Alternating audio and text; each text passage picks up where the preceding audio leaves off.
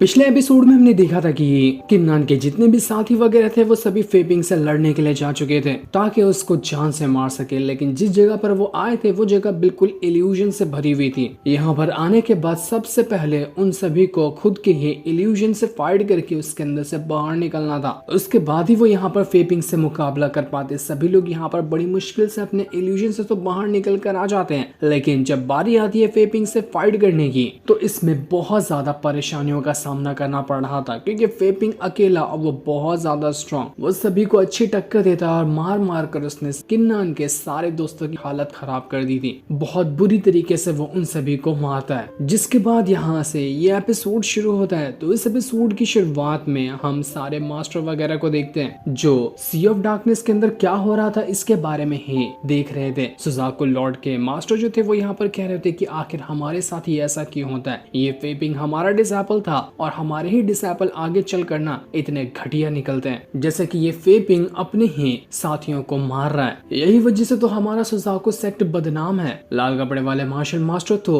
फेपिंग को रोकने के लिए जा रहे थे, लेकिन दूसरे मास्टर उनको रोक लेते कि नहीं, तुम अभी नहीं जा सकते अंदर, क्योंकि पता है ना सी ऑफ डार्कनेस के अंदर सिर्फ एक ही बार जाया जा सकता है। इसलिए मार्शल मास्टर भी वहां पर रुक जाते हैं। तो वहीं बिलियन जो थी वो सी ऑफ डार्कनेस के उस हिस्से में आ चुकी होती है जहां पर वो सील लगा गया है। वही सील जिसके अंदर सी ऑफ डार्कनेस का जो एम्पेरर है उसकी पावर कैद है। उसको किंगलोंग सेक के लॉर्ड की बात भी याद आ रही होती है कि जब उसने उनसे कहा था कि मैं आपके लिए कुछ भी करने को तैयार हूँ, आपने मेरी जान बचाई है ना, तो मैं अपने लिए हर मुसीबत को झेल जाऊंगी, बस आपको अगर कुछ काम हो तो वो मुझे बता दीजिए। किंगलोंग सेक के लॉर्ड ने उसको एक सील दिया था और सील देते हुए ये कहा था कि ये काम बड़ा मुश्किल होगा, तो तुम्हारी जान का भी खतरा हो सकता है, जो भी करना बड़ा सोच समझ के करना। लेकिन बेलियान को इससे कोई फर्क नहीं पड़ा था। वो वहां पर उस सील को लेकर सी ऑफ डार्कनेस के अंदर पहुंच चुकी थी। असल में जो किंगलोंग सेक के लॉर्ड ने सील दिया था उसके अंदर उनकी 1000 साल से जमा की हुई बिल्कुल प्योर एनर्जी मौजूद है। लॉर्ड ने बिलियन को यह बताया था कि जब तुम सी ऑफ डार्कनेस के अंदर उस इलाके में जाओगी जहां पर एम्परर की पावर को कैद करके रखा गया है, तो वहां पर इस सील का इस्तेमाल करना। इस वजह से वो जो प्रोटेक्शन बैरियर है एम्परर की पावर के आसपास लगा हुआ वो मजबूत हो जाएगा, क्योंकि टूटने के चांसेस पे तो वो आ चुका है। टूटा तो पूरा सी ऑफ डार्कनेस बर्बाद होगा। इसलिए तुम्हारा यही काम है कि तुम्हें उस बैरियर को मजबूत बनाना है। यही वजह थी कि बिलियन यहाँ पर किंगलोंग सेक के लॉर्ड की दी हुई सील से उसी बैरियर को मजबूत कर रही होती है, ताकि एम्परर की पावर उस बैरियर से बाहर निकल कर ना आ जाए। ये काम आसान नहीं था। जरा सी गलती हुई कि बिलियन की जान तक जा सकती है, लेकिन फिर भी उसको कोई फर्क नहीं पड़ रहा था और वो पूरी जी जान लगाकर ये काम को कर रही होती है। तो वहीं फेपिंग जो था उसने सब के सब को मारकर उनकी हालत खराब कर दी थी। वो कहता है कि ये छोटे मोटे कीड़े मकोड़े आए थे मुझसे फाइट करने के लिए, इन लोगों को इनकी औकात नहीं पता है क्या? ऐसे चुटकियां बजाते हुए इनको धूल चटा दी है मैंने। काफी टाइम बर्बाद हो गया मेरा, अब मुझे ट्रेजर ढूंढने के लिए भी जाना है। लेकिन जैसे ही वो आराम से आगे बढ़ रहा था कि तभी वहां पर दोबारा से शियाओ पहुंच जाती, जिसने एक अटैक करने की कोशिश की थी फेपिंग के ऊपर, लेकिन ये अटैक उसको लग ही नहीं पाता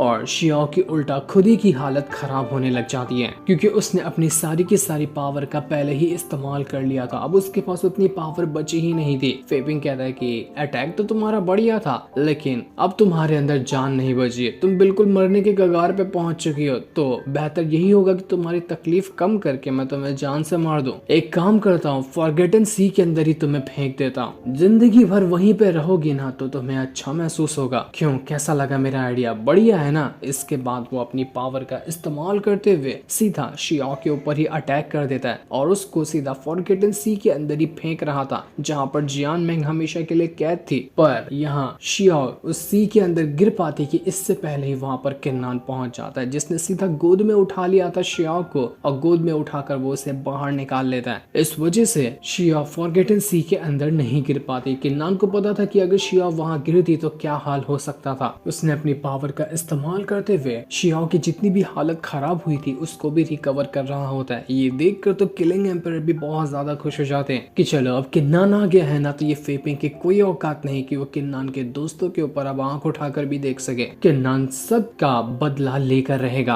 किन्नान के बाकी दोस्तों के भी जान में जान आती है कि चलो किन्नान यहाँ पर आ गया, हम कब से उसका इंतजार कर रहे थे, अगर वो नहीं आया होता ना तो आज हमारी मौत लिखी हुई थी। पर फेपिंग जो था वो यहाँ पर किन्नान से कहता है कि ओए किन्नान, किन्नान तू आ गया, तुझे पता है मैं कब से तेरा ही इंतजार कर रहा था। ट्रेजर ढूंढना तो मेरा दूसरा काम था, पहला काम है तुझसे फाइट करके तेरी जान लेना। और फाइनली तू मेरी आंखों के सामने आ गया, बड़ा सुकून मिल रहा है तुझे देखकर। मैंने सोचा था ही नहीं था कि तू मुझे फिर से मिल जाएगा, मुझे लग रहा था कि तू सी ऑफ डार्कनेस के अंदर ही जाकर मर आ गया होगा कहीं पे। पर चलो खैर कोई बात नहीं, तेरा मरना तो मेरे हाथों लिखा था, इसलिए तो यहाँ पर आ गया है। किन्नान का एकदम खून खौला हुआ था अपने दोस्तों की ऐसी हालत देखकर। उसके सारे दोस्त जमीन पे पड़े हुए अधमरी हालत में। इस वजह से वो पूरे गुस्से के साथ उस फेपिंग से कहता है कि आज मैं तुझे जान से नहीं मार दिया ना तो मेरा भी नाम किन्नान नहीं। किस्मत तेरी अच्छी थी कि तू बहुत बार बच चुका है, लेकिन आज तेरी जिंदगी का आखिरी दिन होगा। फेपिंग यहाँ पर अपने फायर रिंग्स को बाहर निकाल लेता है और वो किन्नान से कह रहा था कि तुझे पता है मैं पिछले 6 महीने से क्या कर रहा था। 6 महीने तक के ना तूने जो मुझसे फाइट किया था वो सारी की सारी मेमोरी अपने दिमाग के अंदर रिकॉर्ड करके उसे बार बार प्ले कर रहा था, ताकि ये समझ सकूं कि तेरे हर अटैक किस तरह के हैं। पिछले 6 महीने में मैंने तेरे हर एक अटैक का तोड़ निकाला है, तेरे हर एक अटैक को डिस्ट्रॉय करके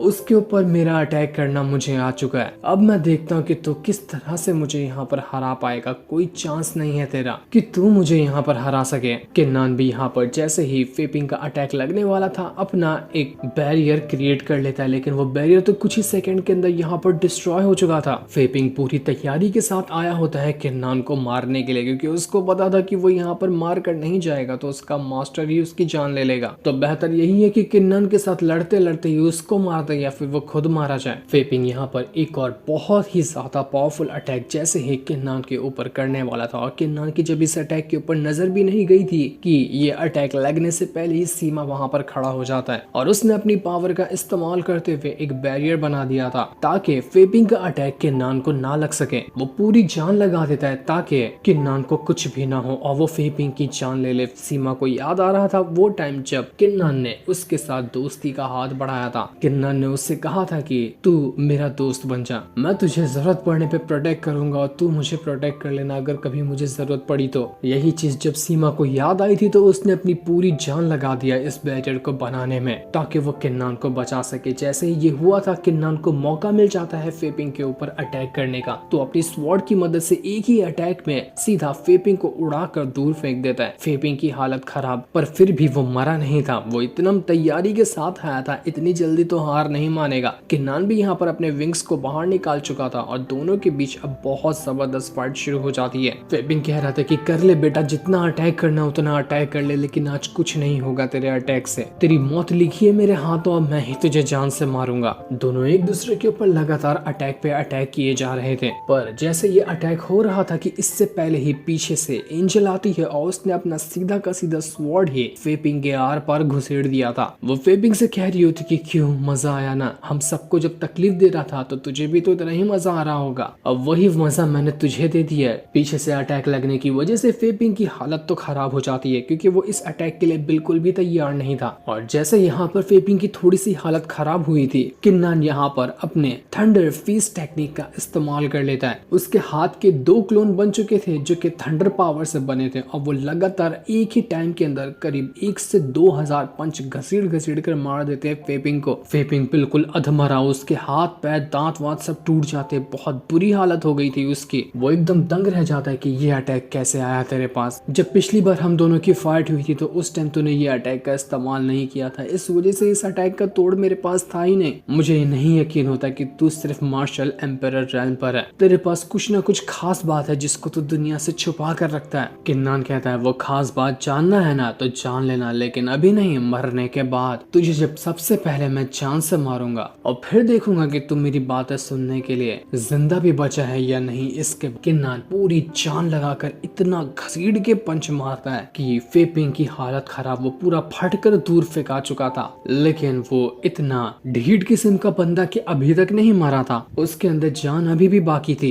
लेकिन तब किन्नान की नजर पड़ती है बेलियान के ऊपर। ऊपर जो उसी बैरियर को मजबूत करने की कोशिश कर रही थी जिसके अंदर सी ऑफ डार्कनेस के एम्परर की पावर कैद है। जब किन्नान का ध्यान उस तरफ जाता है तो फेपिंग दोबारा से यहाँ पर हल्का हल्का हिम्मत करके खड़ा हो चुका था। वो कहता है कि बस बहुत हो गया, मुझे लगता तो नहीं कि मैं यहाँ पर जीत पाऊंगा, लेकिन मेरे पास सबसे मेरा मेन प्लान बचा हुआ है। मैं अब यहाँ पर वो चीज करने वाला हूँ ना जिसके बारे में तुम सोच भी नहीं सकते। मैं तबाही लाऊंगा, तुम में से कोई नहीं बचेगा, ये पूरा का पूरा सी ऑफ डार्कनेस खत्म हो जाएगा। मैं चाह रहा हूँ सी ऑफ डार्कनेस के एम्परर को आजाद करने के लिए। वो तबाही मचा देगा पूरी जगह पर, क्योंकि वो एम्परर मेरा ही एंसेस्टर है। यही वजह से तो बिलियन कह रही थी कि इस फेपिंग का नाम भी शियाओ सरनेम से आता है, और ये जो एम्परर था सी ऑफ डार्कनेस का, जब वो जिंदा था तो उसका भी सरनेम शियाओ ही था। तो यहाँ पर ये चीज कंफर्म हो गई कि वो बंदा सी ऑफ डार्कनेस का एम्परर इस फेपिंग का ही एंसेस्टर है, और उसके अंदर अभी ताकत है फेपिंग के कि वो अपने एंसेस्टर को जगा सकता है। और यही चीज वो करने वाला था कि चलो मैं मर जाऊं, मुझे कोई फर्क नहीं पड़ता, लेकिन मेरा एंसेस्टर आकर यहाँ पर किन्नान को से मार देगा। किन्नान एकदम ज्यादा घबरा जाता है कि आखिर ये करना क्या चाह रहा है। किन्नान को कुछ नहीं पता था कि यहाँ पर कौन सा एम्परर है, किस तरह की पावर को कैद करके रखा हुआ है, इसलिए वो बिल्कुल ही कंफ्यूज था कि ये कह क्या रहा है और ये करने क्या वाला है। जैसे ही फेपिंग अपनी पावर को एक्टिवेट कर रहा था, बिलियन जो सील की मदद से बैरियर मजबूत कर रही थी, वो बैरियर कमजोर होने लग जाता है। वो बैरियर अब इतना कमजोर हो चुका था और उसके अंदर की जो सारी की सारी पावर थी वो बाहर निकल कर आने लगती है, और बाहर निकलने के बाद वो कहीं और नहीं जाती, वो सीधा का सीधा जा चुकी थी बेलियान के अंदर। यानी कि सी ऑफ डार्कनेस का जो एम्परर है उसकी सारी पावर ट्रांसफर हो गई बेलियान के अंदर। अब इसका नतीजा क्या होगा ये तो अभी हमें नहीं बताया जाता। तो वही फेपिंग जो था वो कह रहा था कि मेरे एंसेस्टर आइए और तबाही मचा दीजिए, आपका ये डिसेंडेंट आ चुका है आपको आजाद करने के लिए, जो 1000 साल के कैद से आप यहाँ पर फंसे हुए थे। जिसके बाद अंदर से ही एक अजीब सा धुआं बाहर निकल कर आता है, और वो धुआं बाहर आने के बाद सबसे पहले यही कहता है कि डिसेंडेंट, तुम मेरे डिसेंडेंट हो। ये तो बहुत अच्छी बात है, मैं अपने ही डिसेंडेंट को तो ढूंढ रहा था, आ जाओ फिर मेरे लिए अपनी बलि दे दो ताकि मैं और ज्यादा स्ट्रॉन्ग बन सकूं। इस ना कहने के बाद तो वो एम्परर की पावर सबसे पहले फेपिंग को ही पकड़ लेती है और उसके अंदर घुस कर उसकी सारी की सारी पावर निचोड़ जाती है, जिस वजह से तो फेपिंग का अस्तित्व ही दुनिया से खत्म हो चुका था। वाह बच्चे, बहुत बढ़िया काम किया। जिस एंसेस्टर को उसने आजाद किया सबसे पहले एंसेस्टर ने उसकी ही जान ले ली, लेकिन आजाद करके उसने गलती तो बहुत बड़ी कर दिया, बहुत बड़ी तबाही आने वाली है। चारों तरफ एंसेस्टर जो था उसकी आवाज आ रही थी कि फाइनली करीब 1000 साल से मैं यहाँ पर कैद था और अब जाकर मुझे आजादी मिली है। आजादी की फीलिंग क्या कमाल की होती है, इतने दिनों बाद इसे महसूस कर रहा हूँ। और ये जो इंसान बोल रहा था वो कोई और नहीं बल्कि बिलियन ही बोल रही थी, क्योंकि एम्परर जो था उसकी सारी की सारी पावर बिलियन के अंदर गई और बिलियन के शरीर पे उस एम्परर ने अपना कंट्रोल हासिल कर लिया है। उसने बिलियन को पोजेस किया। उस एम्परर के पास शरीर नहीं था, उसको एक शरीर चाहिए था, तो उसको जो शरीर मिला उसने उसके ऊपर ही कब्जा कर लिया। अब बिलियन खुद के होश में नहीं, उसको चला रहा है सी ऑफ डार्कनेस का एम्परर। बिलियन कहती है कि फाइनली अब मुझे आजादी मिली है और मैं अब पूरी दुनिया पे राज करने के लिए तैयार हूँ। जो भी आएगा सामने वो बहुत बुरी मौत मरेगा। किन्नान एकदम ब्लैंक हो चुका था कि भाई साहब ये क्या हो रहा है। बिलियन तुम ठीक तो हो ना, ये किस तरह की बातें कर रही हो तुम। पर एंजल उसको समझाती है कि किन्नान कुछ सोच के फायदा नहीं है, ये बिलियन खुद के होश में नहीं है, उस एम्परर ने इसको अपने कंट्रोल में लिया है। और दोस्तों ये वही सीन था जिस सीन को हमने एपिसोड 1 की एकदम स्टार्टिंग में देखा था। जितने भी मार्शल मास्टर वगैरह सभी थे वो एकदम ज्यादा घबरा जाते कि नहीं ये नहीं हो सकता, जो नहीं होना था वही हो चुका है। अब सी ऑफ डार्कनेस के अंदर तबाही आएगी। पिछली बार तो उसको रोक लिया गया था, लेकिन इस बार एम्परर को कौन रोकेगा। बिलियन किन्नान से कह रही थी कि किन्नान मुझे जान से मार दो, मुझे नहीं लगता कि ये एम्परर मुझे कभी भी छोड़ेगा, मैं तुम्हें नुकसान नहीं पहुंचाना चाहती, उससे बेहतर है कि तुम मेरी जान ले लो। लेकिन वो एम्परर उसके अंदर से ही कहता है कि बस लड़की बहुत हो गया, अब तेरा टाइम है डीप स्लीप के अंदर जाने का, अब तू कुछ नहीं कर सकती, जो करूंगा वो मैं करूंगा तेरे शरीर के साथ। एम्परर यहाँ पर कह रहा था कि ये लड़की का शरीर अच्छा है, कमाल का है, लेकिन बहुत कमजोर है ना, मुझे ये शरीर बिल्कुल भी पसंद नहीं आया, मुझे तो पावरफुल शरीर चाहिए जैसा कि तो जरा इधर तो आना, मुझे तेरा शरीर चाहिए। मैं तेरे शरीर पे कब्जा करने के बाद पूरी दुनिया पर राज करूंगा। इसके बाद वो एक के बाद एक करते हुए किन्नान के ऊपर अटैक करने लग जाता है ताकि किन्नान के शरीर के ऊपर कंट्रोल हासिल कर सके। उसने बहुत ज्यादा खतरनाक अटैक किन्नान और एंजल के ऊपर करना शुरू कर दिया था। यहाँ पर सिर्फ किन्नान और एंजल ही थे जिनको मुकाबला करना था सी ऑफ डार्कनेस के एम्पायर से। वो दोनों अपनी पावर का इस्तेमाल करते हुए एक बैरियर क्रिएट कर लेते हैं ताकि एम्पायर का अटैक उनको ना लग सके, लेकिन बैरियर टूटा था, वो भी सिर्फ 1 सेकंड के अंदर, क्योंकि एम्पायर के पास पावर बहुत ज्यादा थी। बिलियन तो अपनी पावर का इस्तेमाल नहीं कर सकते, लेकिन जो अटैक हो रहा था उसके जरिए वो कर रहा था एम्पायर। एक के बाद एक करते हुए